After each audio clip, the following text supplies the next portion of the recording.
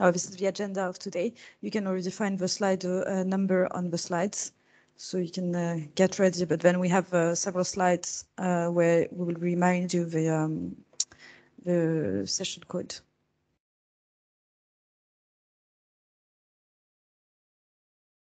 All right, should I start? Yeah, sure. Okay. Thanks, Elodie. Thanks a lot for the introduction and welcome everybody. Indeed, we're super excited to see so many of you and looking forward to introducing the technical assistance to you and hearing all your questions. The slide that you see right now is how you can join the Slido.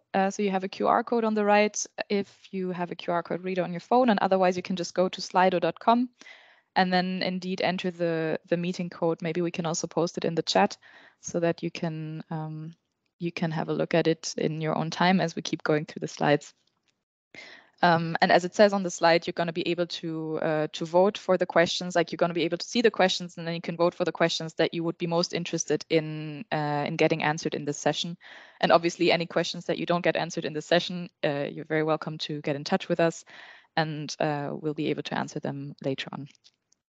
All right, before we dive into the technical assistance, a quick introduction to the Energy Communities repository, because there's many of you, so I don't know how many of you have already been to previous events.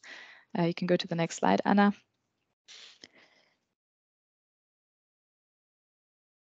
Thank you. So maybe to start off, actually, there's two new initiatives by the European Commission to support energy communities. One is the Energy Communities repository. That's the event you're at today. And the other one is the Rural Energy Community Advisory Hub, who had their launch event last Friday, and they will be supporting, as the name says, rural energy communities primarily, and the Energy Communities repository will support any communities that don't fall into the rural definition. We'll get into a bit more detail later on in the event today on how we define rural and non-rural, and also how we're going to work together with this initiative, because obviously we want to make sure that the process for you is as easy as it can be in the applications, and that we don't complicate things to you for you because of the fact that there is two separate initiatives. Next slide, please. Maybe to introduce ourselves a little bit to you, because we know that the initiatives can always feel like they're a bit far away, so we want to give a face to the initiative as it is right now. The team is set up of 5 organizations: Rescue EU, the Federation of Citizen Energy Cooperatives, Energy Cities, European Network of Cities in the Energy Transition, FEDEREN, the European Federation of Regions and Energy Agencies, Florence School of Regulation, and the European University Institute, and Acarion, who are a web developer. And then here you can see the team. As you see, we have a few people who have experience in the fields that the Energy Communities repository will cover in the next few years. So if you have any questions, you're very welcome to get in touch with any of us at any point. I will have the email address a bit later in the event. Next up, please. For those of you who are new to the Energy Communities repository, the activities of the repository can be categorized in 4 parts, basically. One of them is data collection and analysis. So we're going to do data collection on energy communities. So we're going to make a European map of energy communities to have a look at the communities that exist and to showcase them also through the initiative. So if you have an energy community, you're going to be able to put yourself on that map and be seen at the European level. And we're also going to do a data collection of national legal frameworks around energy communities. So if you are looking for a specific set of laws or you have any questions around it, you're going to be able to find it very easily.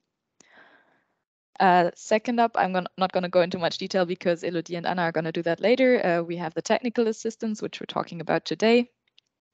We're also going to do an impact assessment of energy communities to show the impact that they already have on the European landscape at different levels. So be it about benefits for the community, be it about the energy market. And the idea here is really to give a tool to policymakers to feel more empowered to support energy communities if they see what is possible within the field of energy communities. And last but not least, we're going to have a toolbox and best practices on the website. So maybe we can go into the next slide so I can tell you a bit more about them. The toolbox is going to be basically a collection of tools that are out there that can help energy communities do their work faster and better. We're going to launch it at the end of July, but we're going to keep adding to it because obviously there's always new tools coming in or new tools that we weren't aware of at the time of the launch. So if there's any publications, any tools that you would like to see featured on the repository's website because you think they're very useful and they should be seen by other people, please don't hesitate to send them to us and we'll be very happy to include them. Next slide. The same goes for best practice examples. We're going to be showcasing on top of the big energy communities map. We're also going to be showcasing specific communities that are considered a best practice in one way or another. So be it because they have a particularly innovative approach to the way they do things, be it on governance, be it on the technology, specific impacts that they had or whatever. So again, if you're aware of any such best practice examples, be it old or new ones, like ones that are already known or some that are only now emerging, please share them with us and would be really happy to consider them. So the maybe for background here, the selection process for this will be at the end of September. We're going to submit a proposition to DG Energy, so the European Commission, for the selection. So ideally, if you have any and you can send them to us by then, that would be fantastic. Otherwise, we'll also be in touch to make sure that we don't miss anyone. Next slide, please. For the impact assessment, same thing. It's going to be published end of September, so you can see we have a busy year ahead. And if you know of any impact assessments that have already been carried out, we'd be happy to hear about them. We're obviously doing our own research as well, but it's always possible that you miss something. So if you have something that you know of, please don't hesitate to share so that we can make sure to be as complete as possible in this. Next up. I realize I'm sending out a lot of calls, but we'll just keep this in the slide. I keep it short. The database of energy communities is going to be published again in September. What we're going to do is we're working with a database that's been put together by another European project. So we're going to start off with this, but then from then on, we'll have a survey that if you see that your community or a community that you know is not on the map yet, you can add yourself so that we make sure that people can join at any given moment. And I think that's it from me. So I'll pass over to Elodie and Anna again. Maybe first up, if people have any questions. I'll let you maybe 1 minute. I don't see any question at the moment, but while we're accepting more people to the room. I see there is a hand. Okay, so as there are no question on Slido, yes, please go ahead. Yes, good morning, and thank you for this presentation. I wanted to ask what your work will have, what will be the added value in comparison to what one can find on the webpage of RESCOOP, which is the European Association of Energy Communities. Because there is a mapping of all the energy communities that exist now in Europe. And to my knowledge, I see also some analysis. Yeah, indeed. So, I mean, RESCOOP EU and other organizations have obviously done a lot of work in this field already. Each organization has their own focus areas, right? So RESCOOP EU is a federation of citizen energy cooperatives. They do look into energy communities as well, but they have a specific focus, and so have others. So we're obviously going to make sure that we draw on the work that has been done by other organizations, be it RESCOOP or others. But the Energy Communities Repository, as an initiative of the Commission, will really try to bring everything together from the different initiatives and projects. Mm-hmm. Thank you. We have a question on Slido. Which way could we send the information in order to add value? So how to send the information? We have an email address that we're going to show at the end of the presentation so that you're going to get with the follow-up materials as well. So you can contact us there. Thank you. I don't see any more questions on the Slido, so maybe we can move on to Anna's presentation. Great, thank you. Okay, can you see and hear me okay? I'm presenting, I can't see myself. That's okay? Okay. Yes. Great. Okay, so in terms of the objectives of the technical assistance, the aim is to develop a really comprehensive capacity building and technical assistance programme that provides support to at least 150 communities. And we know just from the response to the launch today that there's so much interest, and this is really such a powerful and important movement. We really want to tailor our assistance and make it as useful and impactful as possible. So I'm just going to go into a bit more detail about what it actually means for the communities involved and how we're defining the different elements. So communities in the context of the repository really is quite a flexible approach. Basically, it can be, a group of citizens right at the beginning of the journey thinking, right, I want to do something in my neighbourhood, I've spotted a roof, or there's this energy efficiency programme we want to develop. It can be really right at the beginning when you're just forming and you've got people on board and you're sort of ready to go to the next stage and look at how you become a formal energy community. And obviously, we also want to be supporting communities that already are established as a legal entity. And in terms of legal entities, there's a lot depends on your local and national frameworks and legislation.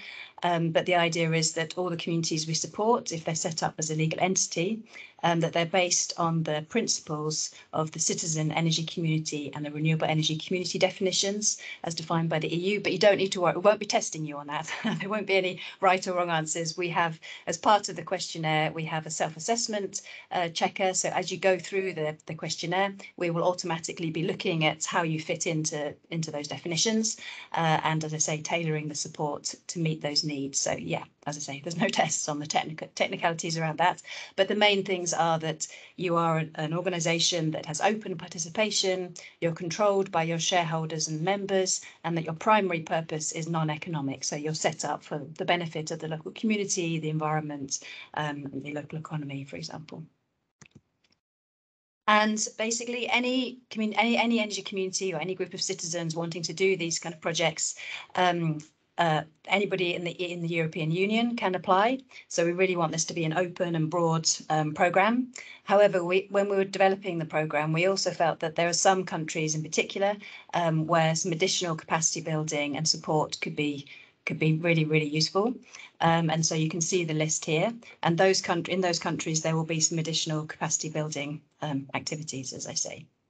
But it's really open to everybody with a focus on with some additional support available in these countries. And all of this information is on our website, and we'll be sharing this recording and map and things. And we have a network of national experts around Europe, but also in the focus countries, and we'll be working with these national experts to support those local communities, because it's really them that has the local expertise that can see what's best and how these things can work best, and best practice examples. So that's the approach. As Miriam mentioned earlier, there are two initiatives. The Energy Communities Repository will be focusing on urban and non-rural communities. And again, there's no tests on this, there's no right or wrong answer, but the way that we're classifying each energy community is that there is a spreadsheet called DGURBA, which is degree of urbanization. And basically you can go there and search, find your area or put in your postcode, and you can then find whether your area is classified as a city, town, suburb or rural.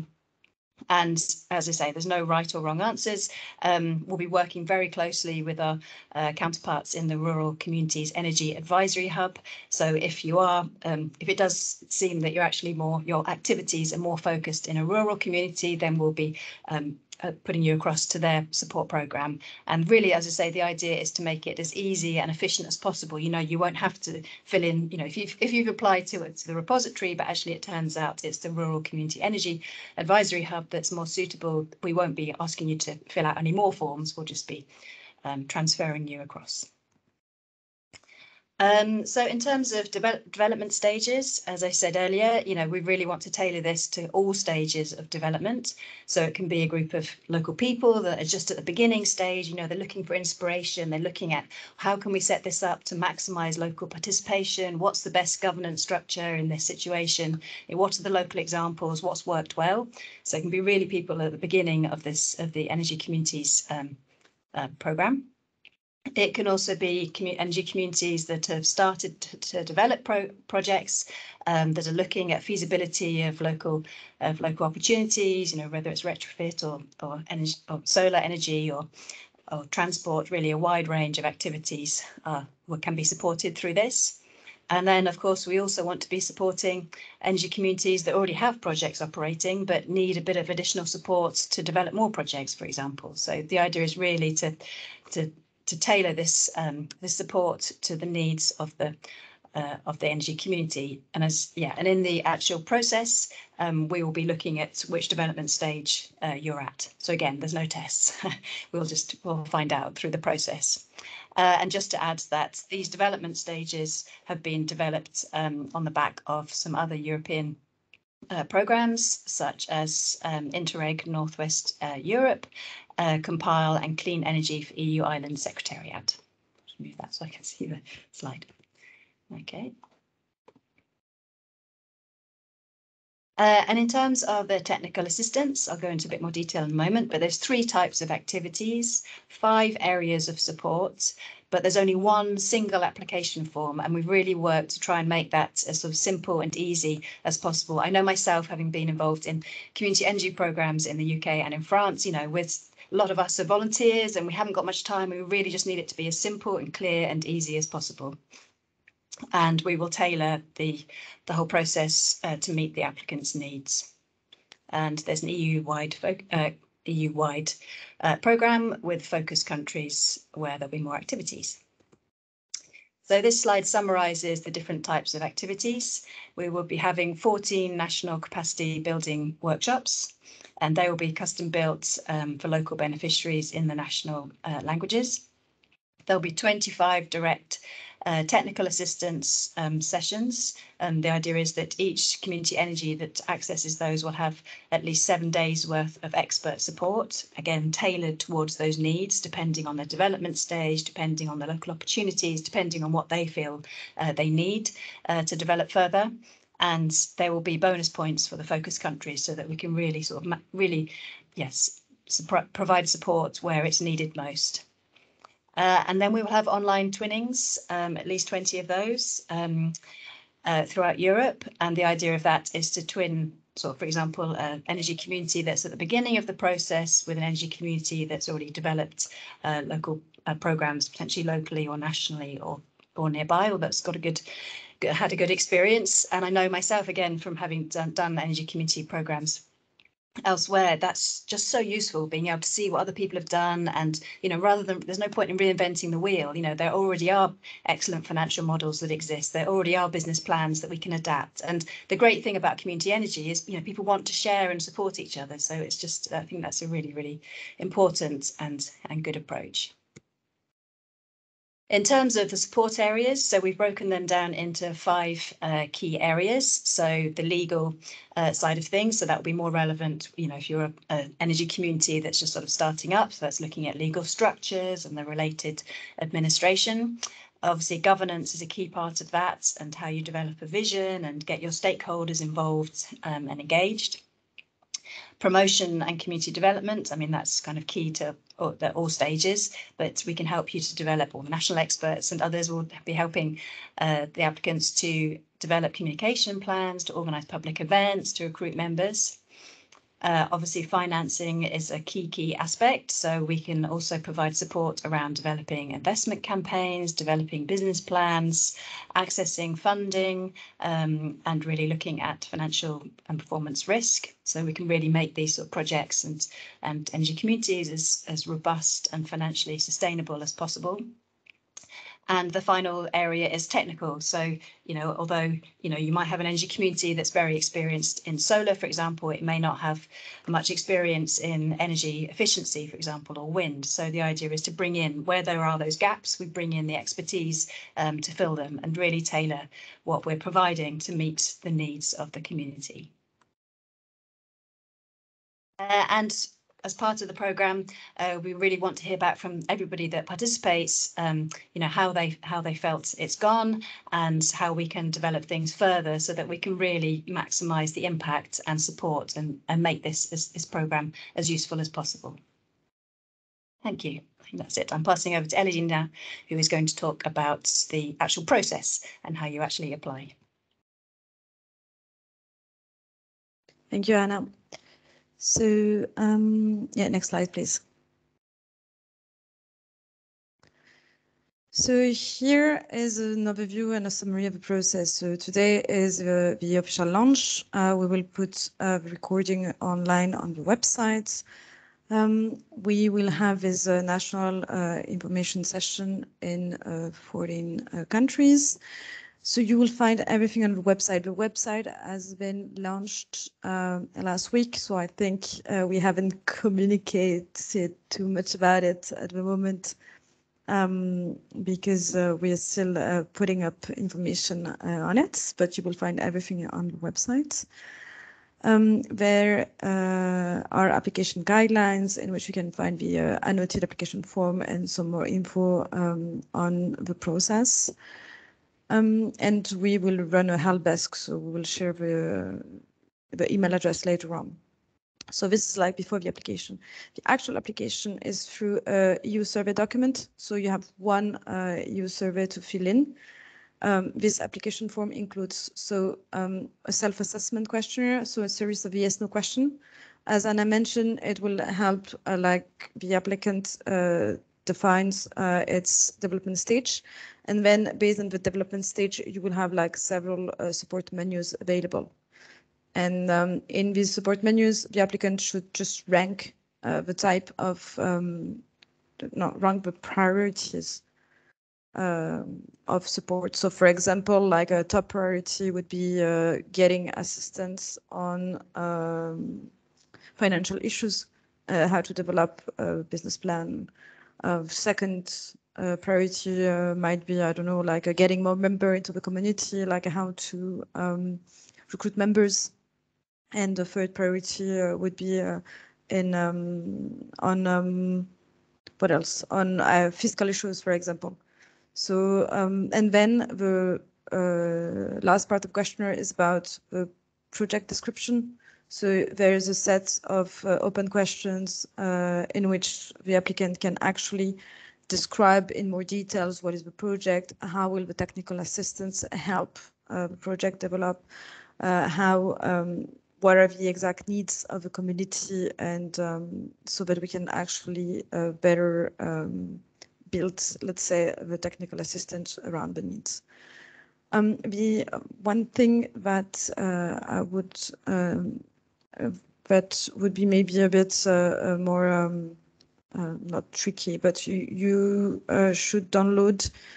And you should download a letter of intent, and this letter of intent needs to be signed by at least 3 members of your community. We would like to make sure that this is a group decision and not just like one individual. The technical assistance should benefit the community and not just one person. So you will find the actual application form already up on the website. We'll share the links later on, and there will be 3 deadlines. So 31st of August, 31st of October, 31st of December. So the application form will remain open throughout the periods, but these cut-off dates will just start looking at the application and start actually the evaluation and the activities. As we mentioned earlier, we really work hand in hand with the sister initiative, so the Rural Energy Communities Advisory Hub, and our deadlines are aligned, our evaluation periods are aligned. So, so that really we will work together to make sure that we support the maximum number of communities. So within 4 to 6 weeks after each application deadline, there will be an evaluation. So together with the other secretariats, and the evaluation will be validated by DG NR from the European Commission. We will organize a matching for beneficiaries. We'll organize a matching and scoping session with the experts. So as you saw on the slides already, our consortium is also helped by a network of country experts in the focus country, but also in other countries if needed, and we'll sign a support agreement.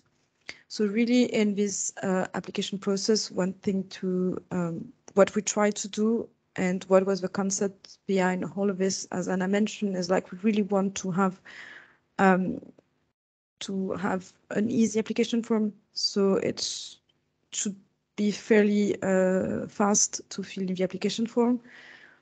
It is, we will try to find to support as many communities as we can. Obviously, the budget is limited. Obviously, this is like the first launch of this EU initiative for energy communities. So we need to demonstrate as well that there is need and that communities in Europe need support. So we have a limited budget, but we'll try to do as much as we can with this budget. Next slide, please.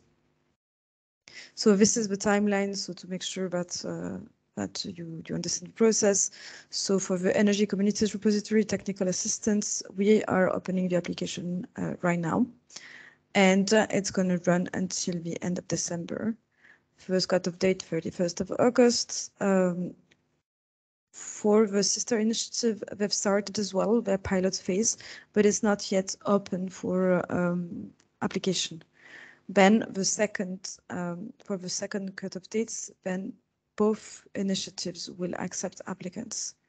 So as of September, applicants will be able to apply for the technical assistance of the repository and or for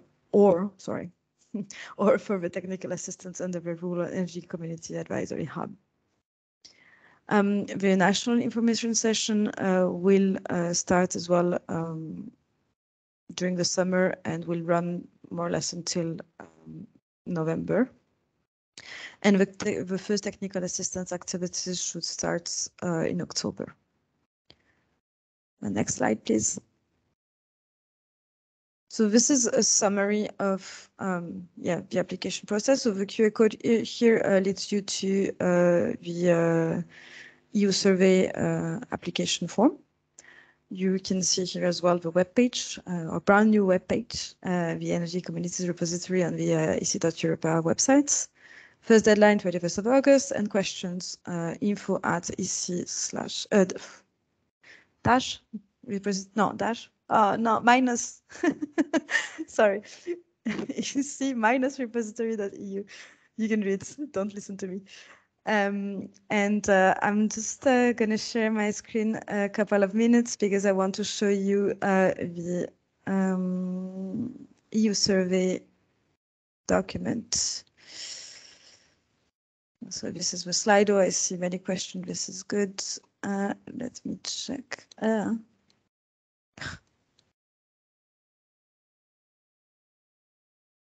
Sorry, I'm with you. Okay. So this is the EU survey application form.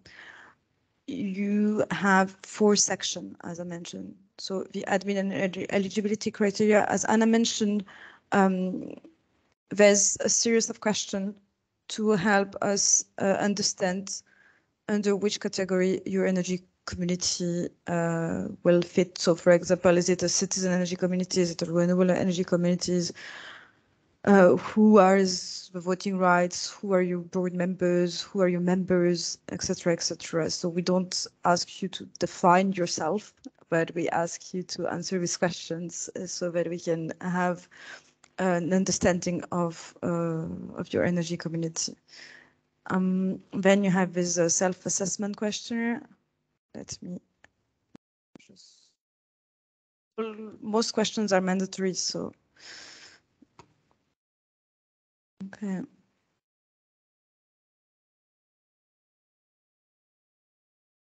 So you have a self-assessment questionnaire, and as you see, it's really a set of yes/no questions. So it's fairly easy and fast.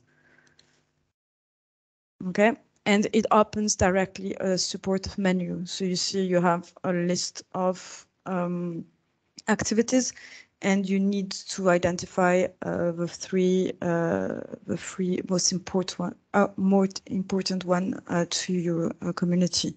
So, for example, I would like to get support in awareness raising. I would like to get support on feasibility studies, and I would like support on energy audits. And then you have 5 questions, 5 free text questions for the description of your project. So as you see, it's really straightforward. I don't think there's much explanation needed. 2 more things. So you on a computer, you have this background documents menu, so you can download the guidelines for applicants, you can download the letter of intent, and you can download a document which explains in more details how this rural-urban classification works. So this Degerba thing that Anna presented. You can download a PDF version so that you can see all the questions and prepare yourself. You can save it as a draft. And we should upload the translation in all EU languages during the summer.